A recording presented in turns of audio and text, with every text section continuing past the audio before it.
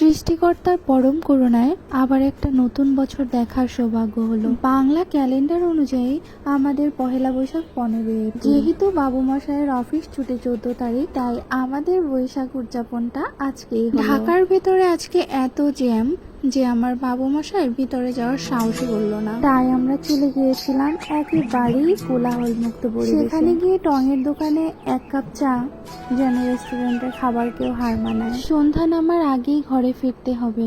বাসায় ফেরার আগে বাবাইকে নিয়ে এখানে আসতেই হতো।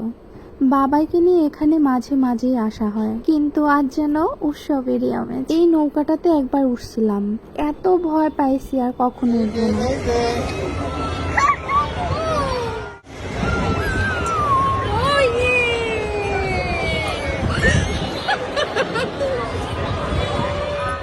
আমরা তিনজনই একটু ছোট হলাম, বাবাইকে নিয়ে উঠলাম নাগরদোলায়। ছোটবেলার পহেলা বৈশাখের কথা খুব মনে পড়ে। তখন পহেলা বৈশাখ মানেই ছিল মেলা, নাগরদোলনা।